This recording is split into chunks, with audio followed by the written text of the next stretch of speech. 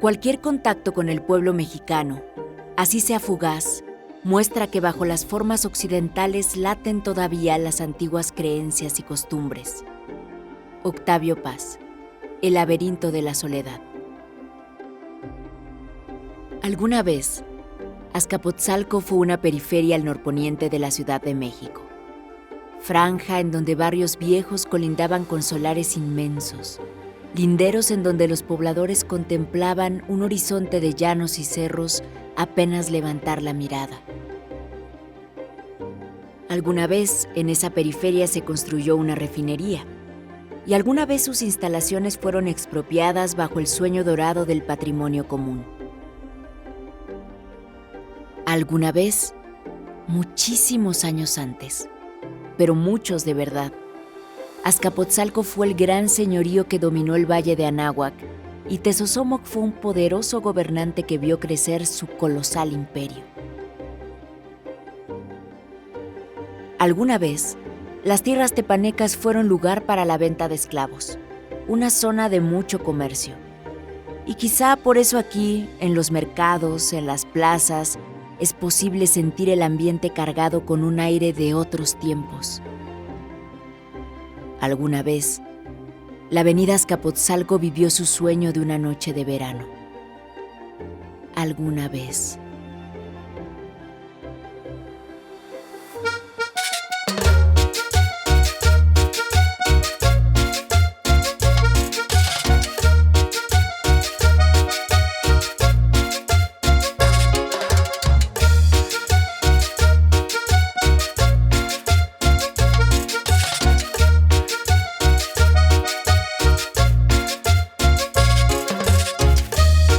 Mapas. Una historia de la periferia. Episodio 2. Azcapotzalco. Sueño de una noche de verano.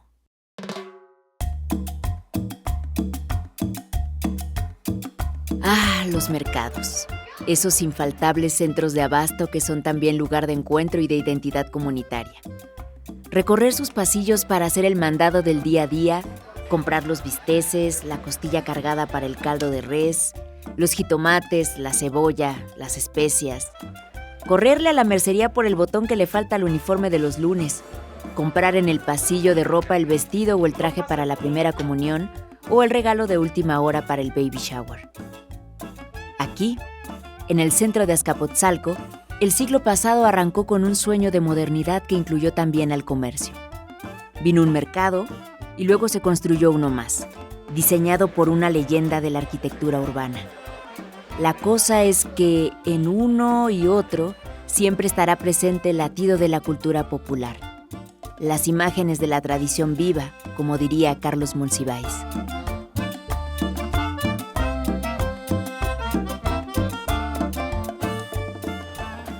Hola Jorge. Hola Javier, ¿cómo estás? Qué gusto Bien. verte. Qué ¿Cómo gusto estamos? que estés aquí.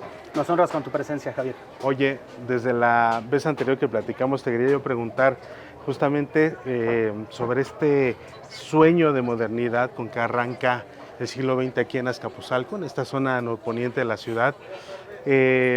Pongamos una fecha de inicio, el 12 de septiembre de 1901, que es cuando se inaugura el mercado siglo XX, este pancupé que le llaman, ¿no? Por este término arquitectónico muy característico, habría que decir también, de muchas edificaciones del Porfiriato, ¿no? Un sueño de modernidad que tiene que ver también con esta edificación durante el Porfiriato tardío de los chalets de arquitectura europeísta que están en esta periferia que fue alguna vez Avenida Azcapotzalco, ¿no, Jorge? Efectivamente, lo mencionas y lo mencionas bien. Ese sueño de modernidad con el que empezó o que se quiso caracterizar el gobierno del presidente Díaz, ¿no?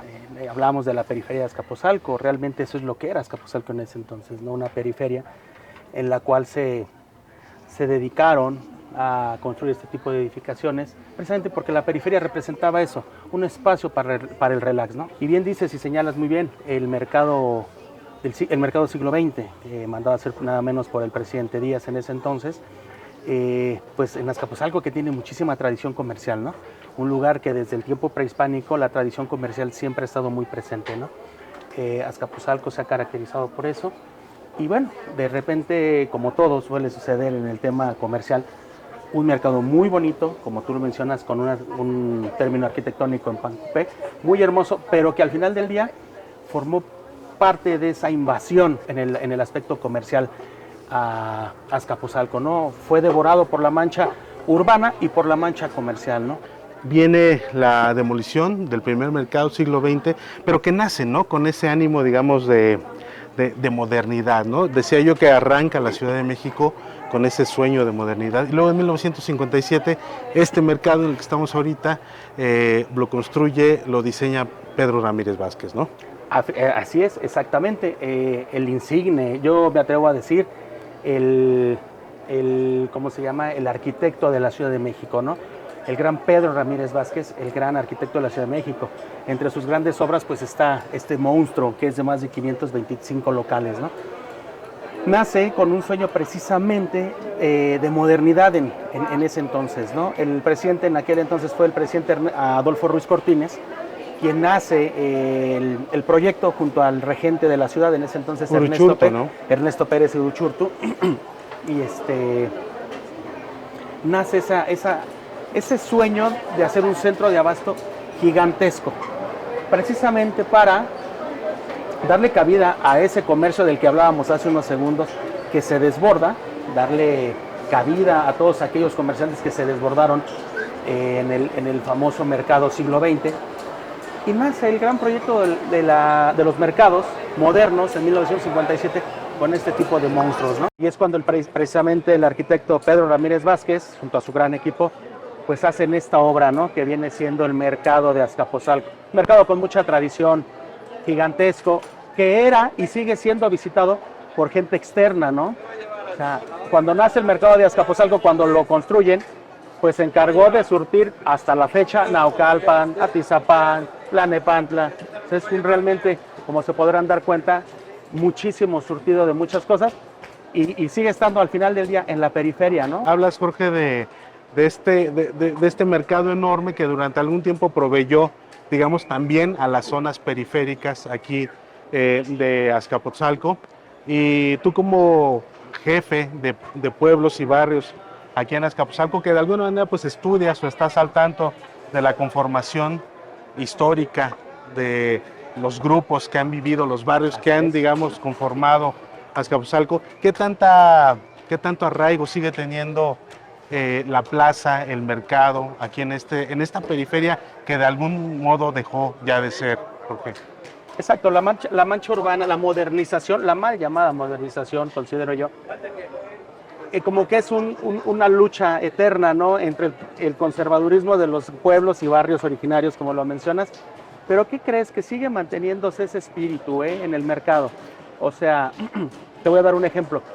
Aquí a pocos metros tenemos la iglesia de San Simón, una iglesia viejísima, siglo XVII, San Simón.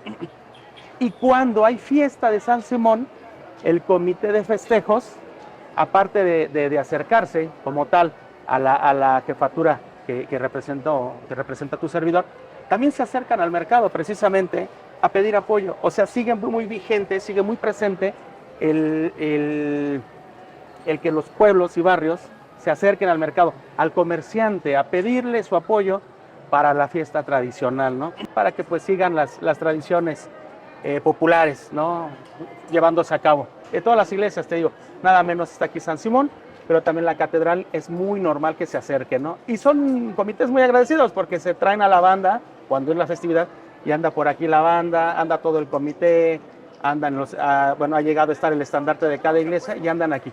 O sea, se niega a morir esa tradición, ¿no? Ese punto que tú bien mencionas sobre ante el embate de la modernidad, se niegan a morir esas tradiciones. Sí, se niegan. ¿Y esas tradiciones de qué van, Jorge? Porque estás comentando justamente en este momento que pues hay un sentido incluso de resistencia, ¿no?, de esas festividades de barrio, de estas fiestas patronales, ¿no? ¿Qué sentido tienen actualmente y cómo se festeja, digamos, desde el punto de vista de la tradición aquí en Azcapotzalco? ¿Qué es lo más significativo para ti en ese sentido? Pues la fe de las personas sigue estando intocable, eso nos queda muy claro, tanto del que se acerca como del comerciante. Yo lo vería, más allá de un tema religioso, un aspecto muy cultural, o sea, muy cultural. La fe sigue intacta.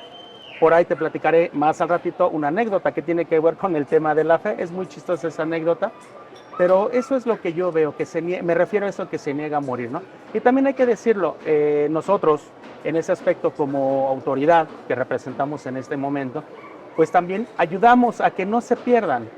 O sea, sí estamos muy cercanos a los comités vecinales, precisamente, porque de ahí se desprende también algo muy cierto. Se hacen festividades o ayudamos a hacer festividades que vayan enfocadas al rescate del tejido social.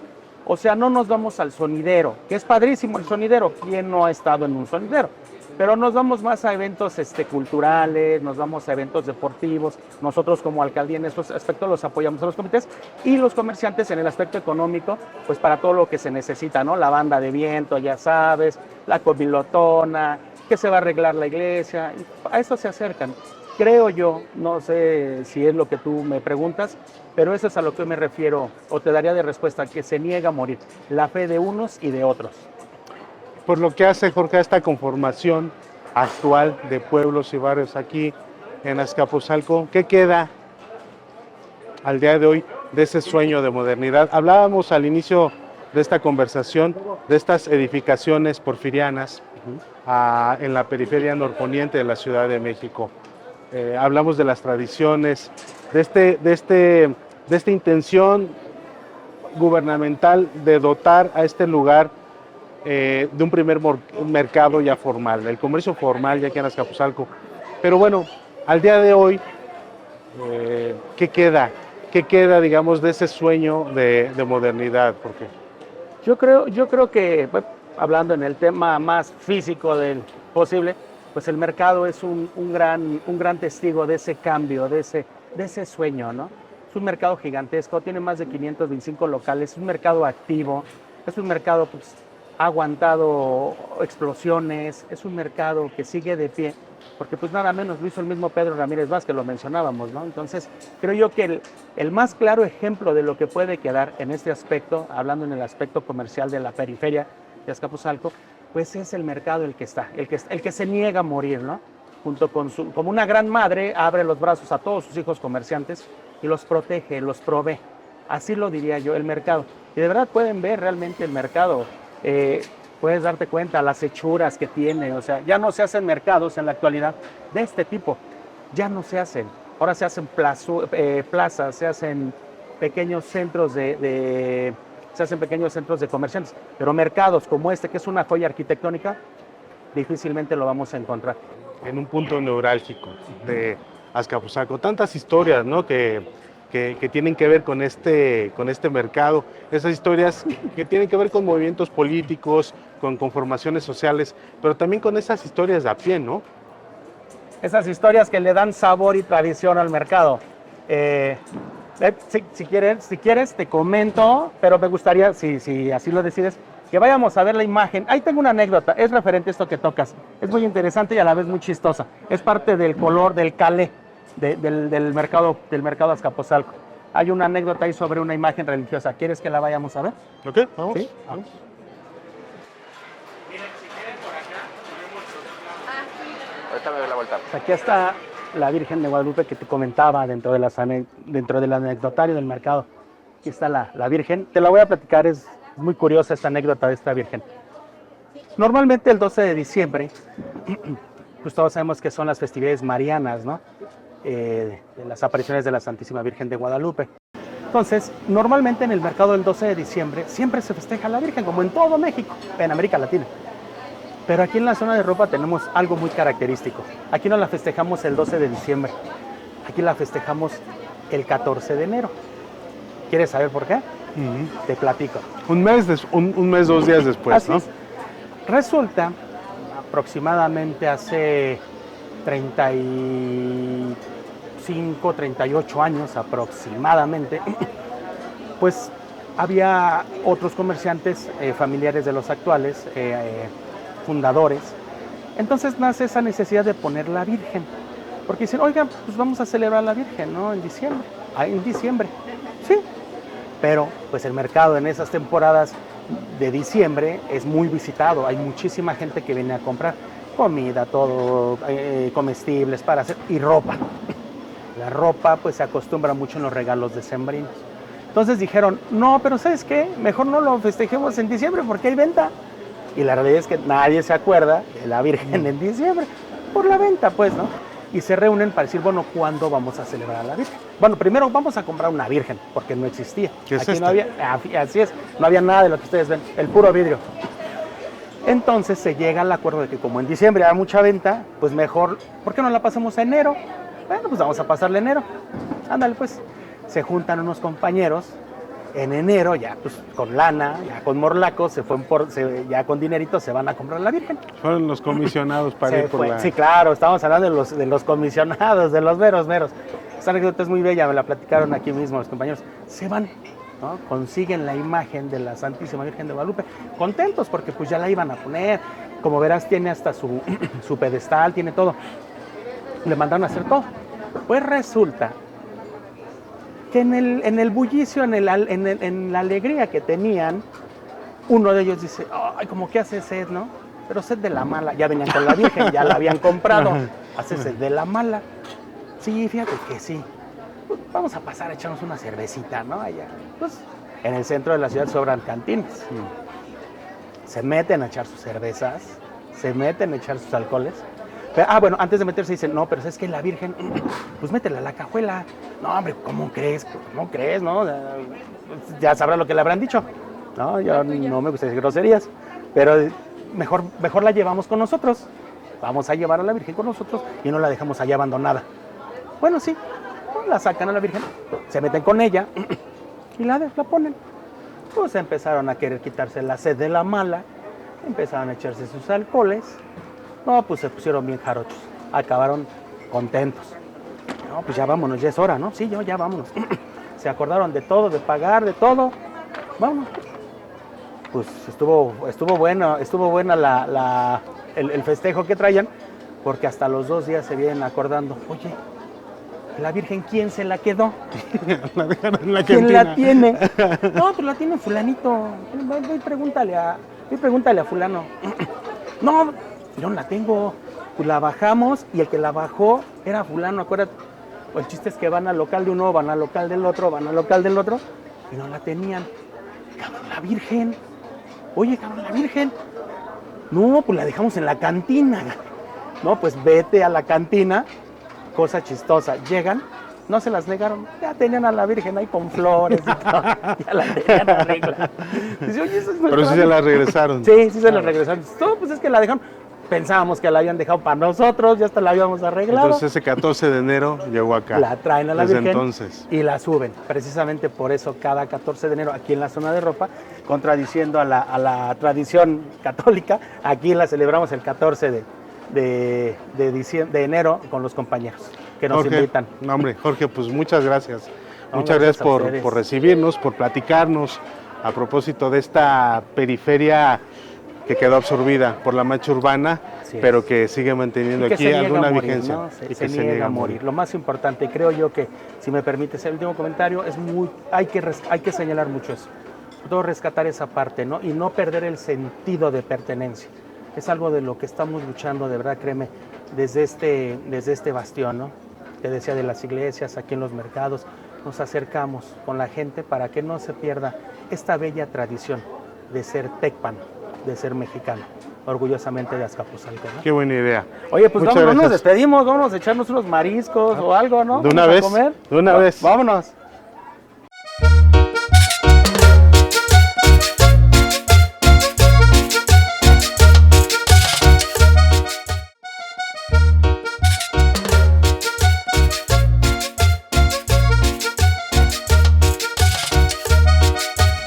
La Escuela de Cronistas Carlos Monsiváis se encuentra al interior del Parque Azcatlpaqui, en el barrio de San Miguel Amantla, lugar donde se respira cotidianamente la presencia de la vieja cultura tepaneca, y justo en los alrededores, ahí nomás a unos cuantos pasos, de donde estuvo la refinería 18 de marzo. La fundación de esta escuela y del propio parque es fruto de una lucha social. labor de resistencia de una comunidad que aún comparte la cosmovisión de su pueblo originario, el contacto con la naturaleza. Así nos lo cuenta la maestra María Antonia Zempoaltécatl, a quien visitamos para charlar sobre la Escuela de Cronistas y sobre la historia de esta zona en la periferia de Azcapotzalco. Pues estamos justo en la parte limítrofe de Azcapotzalco y el Estado de México, pero este pueblo tiene una importancia histórica, digamos, desde la época prehispánica, ¿no, maestra? Sí, es relevante porque para principios del siglo XX, el arqueólogo Manuel Gamio hizo una serie de estudios en el que comentaba pues que había encontrado varios montículos interesantes como si fuesen las puntas o la parte superior de lo que llamamos el teocalli, y que había hecho varias excavaciones encontrando figuritas. Entonces empezó a hacer varias excavaciones en diferentes puntos y de ahí empezó a sacar muchas piezas arqueológicas. Entonces, para Manuel Gamio se consideró que esta era una zona importante, una zona arqueológica de la época de la cultura tepaneca, que fue la que se asentó en Azcapotzalco. Estamos hablando de 400 años antes, entre 200 y 400 años antes de la llegada de lo que después fue la cultura mexica. Entonces, esta era una zona muy poblada. De hecho, se dice que aquí el significado de la palabra amantecas quiere decir que son los que trabajan la piedra y los que trabajan también la parte de las artes, ¿no? Entonces aquí, por ejemplo, hacían mucho la parte, el arte más importante, pues era el arte plumario. Maestra, entonces sigue conservando el nombre, pero actualmente es San Miguel. San Miguel Amantla. San Miguel Amantla porque como parte de los pueblos originarios se tiene el nombre que se le dio al momento de la conquista con un santo patrono, que aquí es San Miguel Arcángel, pero sigue conservando su nombre en náhuatl, que es Amantla, que bueno, se dice que aquí, por todo este desplegado de la lengua náhuatl, se entiende que es el lugar de los amantecas. Entonces, sigue conservando el barrio ese nombre, todos los pueblos originarios tienen un nombre del santo patrono que se los dieron pues ya los españoles a su llegada, y el nombre en náhuatl.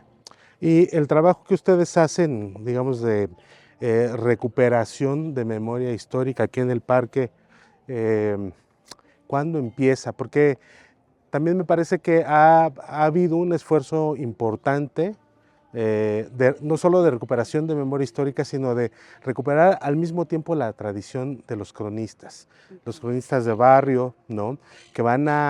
que forman parte importante, digamos, de la memoria colectiva.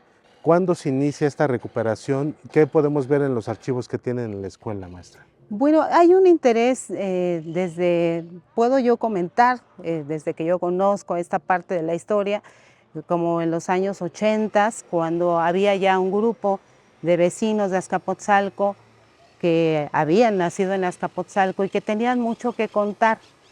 Entonces comenzaron a hacer reuniones. Recuerdo que la maestra Mariana Solórzano, que es la cronista emérita de aquí de la alcaldía, comentaba que se reunían precisamente en la capilla de Nextengo, en el barrio de Nextengo, y ahí empezaban a comentar sobre varios aspectos históricos de Azcapotzalco. Surge la iniciativa de ir registrando, es decir, registrar a través de la escritura toda esta recopilación de crónicas, de historias y de leyendas que la gente también contaba. Así que ya hubo una iniciativa formal, estamos hablando, mediante este grupo que le llamaron, o se hicieron llamar cronistas, que en un inicio estaban varias personas, entre ellos podemos comentar a don David Delgado, que fue un habitante de la colonia Reynosa, a don Álvaro Saldaña del barrio de San Marcos, a Yolanda Parellón Moreno, que fue una doctora médico y que vivió muchos años en la parte de Clavería, a María Elena Solórzano, que estaba en la colonia El Recreo. Y pues en los años 80 se hizo una primera iniciativa con varios artículos muy pequeñitos. Entonces, Antonio Urdapilleta y María Elena Solórzano, el arqueólogo Antonio Urdapilleta y María Elena Solórzano empezaron a hacer sus registros y a ir publicando pues en pequeños folletitos. De ahí surge la idea entonces de hacer alguna revista de forma independiente, que para 1994, 93, comenzamos a editar por una parte un grupito que fue María Elena Solórzano, Antonio Urdapilleta, su servidora, Francisco Martínez Arias y otros colaboradores que al contarles nuestro proyecto se iban uniendo y nos iban pasando escritos. Entonces hicimos una revista independiente muy, digamos que muy rudimentaria para esa época, pero que fue así como que empezó a ver entonces la efervescencia, la gente empezó a leer lo que publicábamos y entonces llegaban más y decían, yo también quiero aprender a ver qué hacemos, ¿no? Entonces empezamos a reunirnos para hacer encuentros de literatura en los que ya iban los compañeros que ya estaban escribiendo sobre Azcapotzalco. Y yo creo que de ahí comenzó toda una corriente de compañeros, de vecinos sobre todo, que nacieron aquí en Azcapotzalco y fueron creciendo y han ido registrando aspectos diferentes de Azcapotzalco. Y creemos que hasta ahora, pues de ahí quizás surge la iniciativa que para el 2012, en una de las épocas de administración, en ese entonces el delegado en Azcapotzalco decide hacer este espacio que le llamó Escuela de Cronistas, porque la idea es que se reunieran aquí los cronistas que siguieran trabajando. Estamos también en la periferia de Azcapotzalco, con el Estado de México, con Naucalpan. Sí. Pero cuando hablamos de periferias es interesante ver cómo se va modificando la fisonomía de la ciudad. Aquí está el predio de la ex refinería 18 de marzo, que tiene una historia interesante porque justamente se va a construir esta refinería porque estaba en las afueras de la ciudad, ¿no? Es solo a comienzos de la década de los 90 que se declara que ya no puede estar aquí, que los predios se van a utilizar para otra cosa, pero bueno, creo que la historia tiene que ver con eso, ¿no? Con cómo se edifica justo una refinería a las afueras de la ciudad y esa historia también pues tiene, digamos, aristas muy interesantes porque hay una conformación de colonias que nacen con esa refinería, ¿no? Sí, pues todas las que tenemos al frente de lo que es el predio que ocupa la avenida o el camino de Santa Lucía y después se convierte en la avenida 1 de Mayo, sobre toda esa periferia empezaron a crecer muchas colonias. Nuestros pueblos originarios se transforman, ¿no? Porque mucha gente de los propios pueblos originarios de Azcapotzalco entran a trabajar a la propia refinería y entonces pues todo se va urbanizando. Si usted nota, estas calles angostas que tiene San Miguel Amantla, pues es muestra que eran caminos, no eran calles como tal, no estaban diseñadas para tener, son caminos que van, automóviles. Exacto, no tienen para ese diseño, sin embargo se sigue conservando porque bueno, tiene la parte del pueblo originario, pero obviamente empieza a urbanizarse, ¿no? Surgen muchas casas que empiezan a hacer diferentes edificaciones para rentar a los trabajadores de la refinería, porque obviamente tenían diferentes horarios de trabajo, pero sobre todo también muchos vinieron del interior de la República a sumarse pues a la fuerza de trabajo de la refinería. Entonces comienzan a surgir las colonias que están al frente, que estamos hablando de la colonia, bueno, de hecho ya existía Santa Lucía, pero empiezan a crecer más las colonias que eran pequeñas, como la colonia Plenitud, como de aquel lado toda la colonia que ahora llaman el barrio de Nextengo, el Recreo, etcétera, ¿no? Todas esas colonias que están ahí alrededor de la refinería y que siguen creciendo. Y entonces se empieza toda la parte urbana, ¿no? Empiezan a hacer las calles, pero obviamente pues las calles ya no son totalmente trazadas bajo un plano arquitectónico, sino siguen la misma traza del camino. Las colonias comienzan a surgir mucho las vecindades, no solamente de ese lado, sino también hacia todo lo que es el interior de Azcapotzalco, la avenida Azcapotzalco.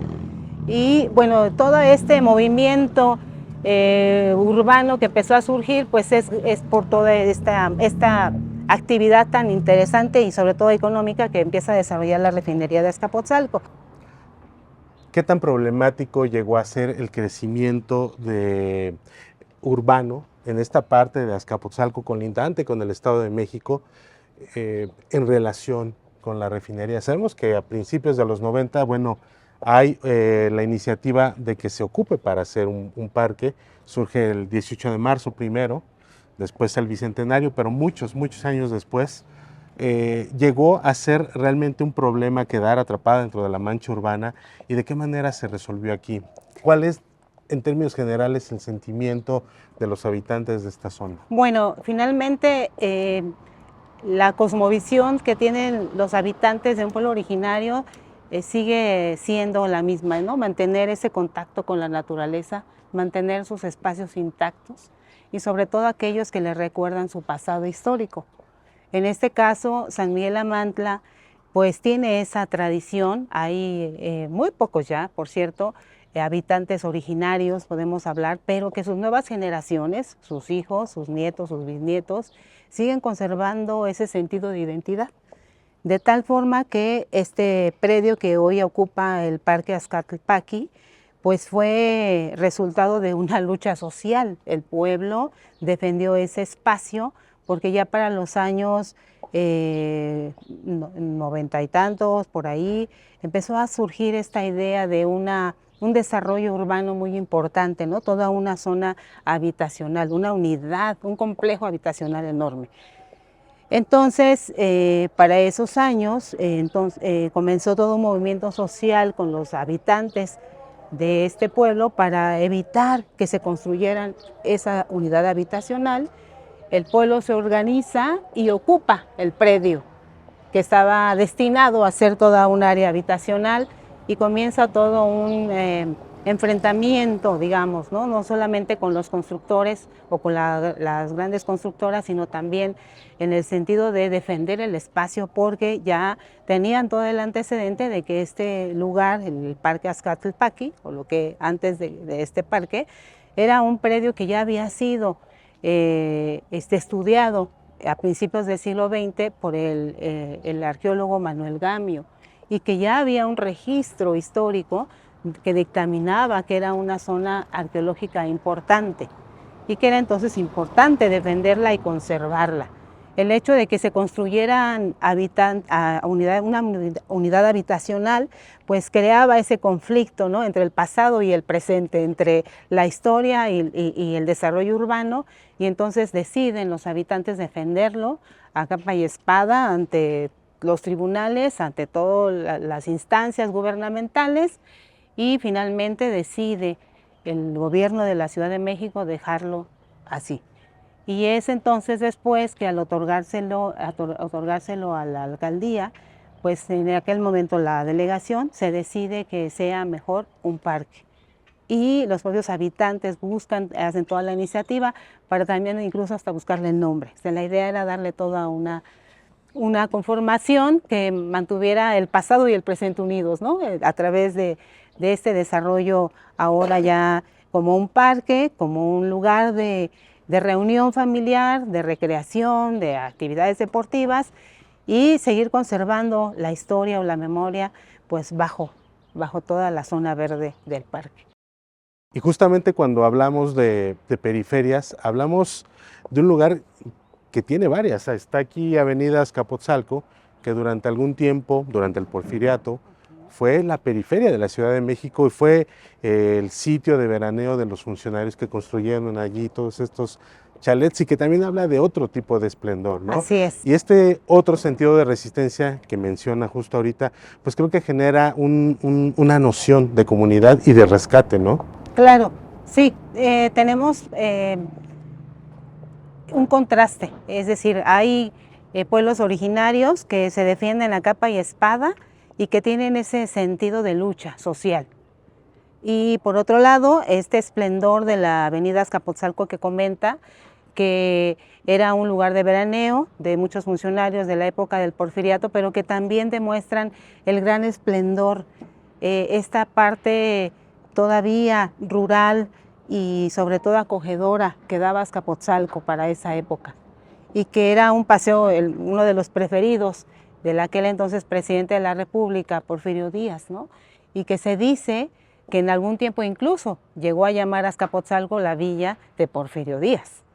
Entonces, oficialmente era así nombrada, ¿no? La villa de Porfirio Díaz. Entonces, eso demuestra que había tenía un lugar importante Azcapotzalco para este lugar de veraneo de los funcionarios de aquella época, pero que demuestra también esta parte de la vida cotidiana del pueblo de Azcapotzalco, ¿no? Ese aspecto todavía muy campirano, porque pues en todo este paseo llegaban incluso hasta la glorieta de los Ahuehuetes, que hoy pues lamentablemente solamente ya tenemos un gran tocón de lo que eran 7 árboles grandiosos de ahuehuete y que por siglos estuvieron en ese lugar, ¿no? Y que, bueno, sobre toda esa avenida, que es Manuel Lerdo de Tejada, pues era un espacio esplendoroso y ahí llegaban precisamente como punto final para este recorrido que hacían por todo Azcapotzalco, ¿no? La glorieta de los Ahuehuetes. Entonces, esos contrastes en diferentes etapas de la historia de Azcapotzalco, y como comentas, toda esta parte de las periferias nos habla de toda una historia sin fin, ¿no? Desde la parte del esplendor hasta esta lucha férrea por seguir conservando los espacios. De una periferia, pues finalmente inacabada, ¿no? También de eso nos habla. Y por otro lado, esto que menciona justamente el porfiriato, pues se trataba durante los inicios del siglo XX de una ciudad de México que era prácticamente rural todavía, y nos encontramos además en la antesala de la Revolución y lo que va a venir después durante la segunda mitad del siglo XX con este crecimiento exponencial de la ciudad. Pues muchas gracias, maestra. Muchas gracias a ustedes. A seguir caminando la periferia.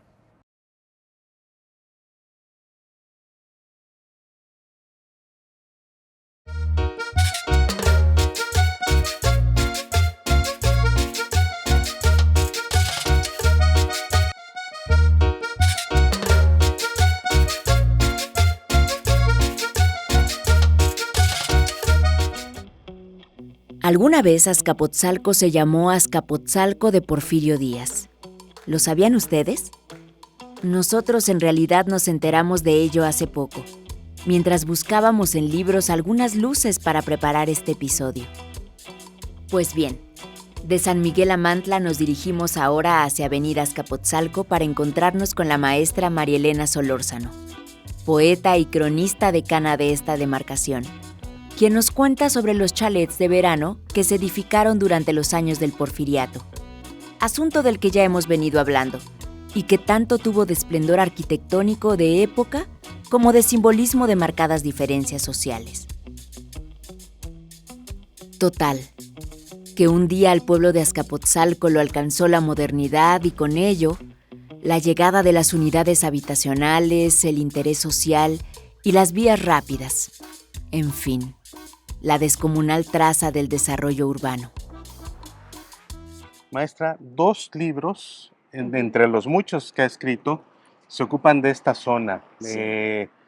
Tiempo de higos, de San Álvaro, y Clavería Centenaria, justamente de aquí, de Azcapotzalco. Y hay algunos textos que abordan justamente esta avenida en la que nos encontramos ahorita, que es Avenida Azcapotzalco, que fue durante el Porfiriato tardío, la zona de veraneo de funcionarios del Porfiriato, donde se edifican en ese entonces chalets de estilo europeísta. Pero esto era la periferia de la ciudad en ese momento, ¿no? Sí, eran las orillas, como decimos vulgarmente.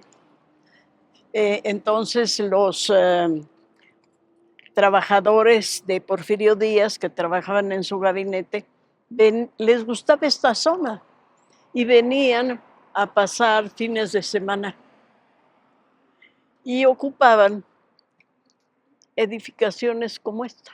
Como esta que tenemos justo aquí. Les llamaban quintas. ¿Por qué les llamaban quintas? Porque 5 familias adquirían la propiedad, pero como estaba tan lejos de la ciudad, era para día de campo, para pasar algunos fines de semana, Si eran 3 o 4 familias las que adquirían la propiedad, pues se iban turnando para venir a pasar aquí a Azcapotzalco los fines de semana, porque era un aire limpio, puro, y además fácilmente tenían acceso al campo.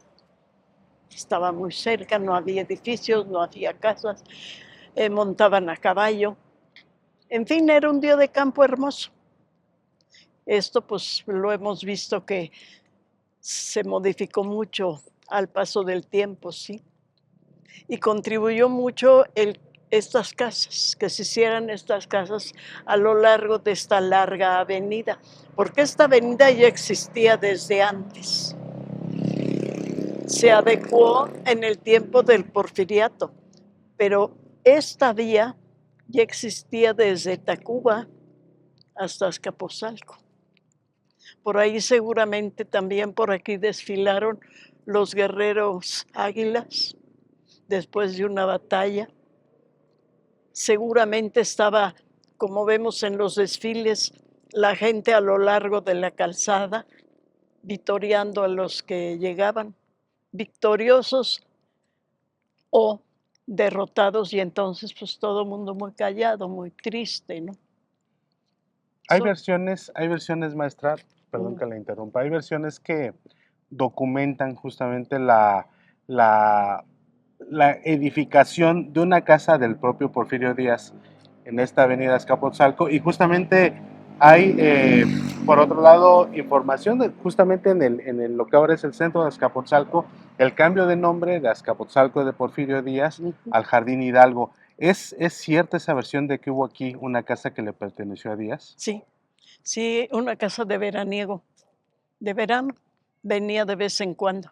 Y su gabinete, pues también por eso, proliferaron muchas casas a lo largo de la avenida Azcapotzalco. Aquí usted recordará que aquí empezaron a realizarse los desfiles del 15 de Del 15 de septiembre, septiembre, sí. más o menos después de 1900 y tantos, se empezaron a hacer los desfiles, y ahora pues es una tradición de Azcapotzalco, y es uno de los desfiles más bonitos, con más contingencia y más largos del Distrito Federal. Y actualmente corre en paralelo a Avenida Azcapotzalco Aquiles Cerdán, Aquí les una periferia Sí. enorme que de pronto engulló a lo que fue alguna vez la periferia de la Ciudad de México. Sí, y se puede decir que Aquiles Cerdán es nuevo, es muy reciente. Yo vi cuando estaban construyendo toda la calzada de Aquiles Cerdán y los pasos a desnivel y los puentes y todo. Eso es relativamente reciente, no es muy antiguo. Antigua es esta calzada. Esta calzada sí podemos rastrearla hasta los mexicas, yo creo, hasta los azcapotzalcas, que ya existía el paso. Mucho se habla también, sobre todo en esta zona de la Ciudad de México, y sobre todo últimamente, del rescate de las fiestas patronales, de las fiestas de barrios. De alguna manera, me parece que hay un sentido de recuperación de memoria Sí. histórica, ¿no? Sí, sí. Las fiestas patronales han existido desde casi época prehispánica. Es más, las fiestas patronales sustituyeron a algunas fiestas prehispánicas que ya se realizaban. Entonces, vamos a poner los sacerdotes, ¿verdad? Vamos a poner una fiesta patronal sobre la otra, ¿no? Se puede decir. Porque siempre trataron de que la religión católica estuviera encima de las otras creencias, hasta que pues casi desaparecieron, ¿no? Y eso sucedió con las fiestas patronales. Las fiestas patronales eran un motivo para imponer las fiestas religiosas católicas. Y así tenemos San Miguel Amantla, Amantecas. Ah, no, pero no. Vamos a ponerle San Miguel. Ajá. De allá venimos ahorita, justamente. Sí, De de allá San Miguel Amantla. vengo de hacer un recorrido de San Miguel Amantla para llegar San hasta Miguel acá. Amantla, entonces, no, pero vamos a ponerle San Miguel Amantla, que era el lugar de los amantecas. Muchas historias. Por ejemplo, en San Álvaro, yo viví en San Álvaro mucho tiempo con mis abuelos y mi papá y mi mamá. Y ahí era famosísima la narración de Goyo Cárdenas. Sí, Del lado del Mar del Norte, sí, del justo Mar donde del está Norte. Ciencias Químicas, acá de la Él UNAM, ¿no? era alumno de Ciencias Químicas, ¿sí? Y dicen que era muy aplicado, que era casi un genio el hombre, ¿no? Pero entre el genio y la locura hay nada más una tenue línea, dicen. Sí, no, bueno, y que además va a pasar a la historia de la nota roja en México como el primer asesino serial, Goyo De Cárdenas. mujeres, sí. Se las llevaba a su casa y ahora sí, como dicen, les daba cuello. Generalmente las ahorcaba con un cordón, generalmente. Y los cuerpos los enterraba en su jardín. Hasta que, bueno, pues una muchacha desapareció. Era novia de él, novia. La mató y la enterró en el jardín de su casa. Y los papás no se conformaron con ninguna explicación y dijeron, vamos a investigar y vamos a investigar. Y escarbaron el patio y el jardín de Lázaro, ay no, me va a matar, de Goyo Cárdenas. De Goyo Cárdenas. De Goyo No de Lázaro, Cárdenas. de Goyo Cárdenas. Y entonces, ¿cuál sería su sorpresa? Que encontraron cuerpos ahí Sí. en ese jardín. Y esa es la historia Esa es la historia del que además Goyo Cárdenas. terminó después la carrera de Derecho estando Preso. preso y después lo condecoraron. Preso, Sí. terminó su carrera de Derecho y la presentó con todos los honores. Bueno, y es que además después edificaron un poco su imagen como el ejemplo de la readaptación, ¿no? La La readaptación reivindicación ante la sociedad. ante la sociedad. Y regresando al tema de Avenida Azcapotzalco, maestra, actualmente es muy evidente la intención de recuperar la memoria histórica, incluso de mantener en algunos puntos la arquitectura, aunque ha habido una Sí. pérdida considerable. Pero cuando hablamos de Avenida Azcapotzalco como la periferia norponiente de la Ciudad de México durante el Porfiriato, y que se hacen todas estas edificaciones, ¿hay algún documento sobre la percepción, la noción que se tenía de estas edificaciones? Sobre todo porque había también un Sí. tema de desigualdad social. Sí. Entonces, ¿hay Más marcado que hoy. mucho más marcado que hoy? ¿Hay algunos documentos a ese respecto? Sobre todo porque era un lugar de veraneo. Yo no he encontrado, yo he encontrado relatos, pero un documento así que esté relatando y así y dando fe de cómo era, no hay, que yo sepa. Y si lo encuentran, por ahí me dicen, de por qué no Sería hay. interesante saber Sí. cuál es la percepción que se ha tenido a lo largo del tiempo de este lugar, porque hablábamos de esta desigualdad social, de estas franjas enormes entre una sociedad, Entre una élite, entre una élite, ¿no? La alta burocracia del la alta Porfiriato, y burocracia la parte del pueblo que no gozaba, digamos, nada. de estos privilegios. Entonces, ahí está también una historia periférica que habría que... Periférica que había que investigar. Sí, Claro. porque el pueblo no gozaba de esos privilegios. Aquí era un lugar de veraneo. Usted ve los árboles son de muchísimo tiempo y más de 100 años, ¿no?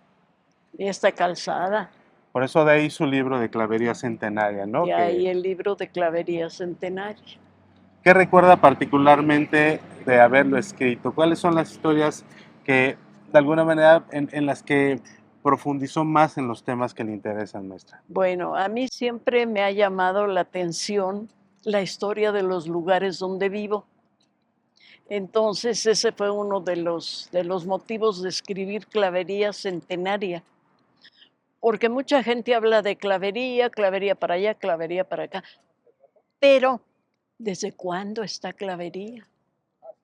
¿Desde cuándo? ¿Cómo se fundó Clavería? ¿O qué de la noche a la mañana así fue y salió Clavería?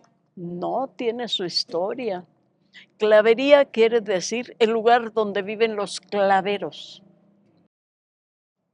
Esta zona realmente es una zona muy cercana a la Ciudad de México, ¿sí?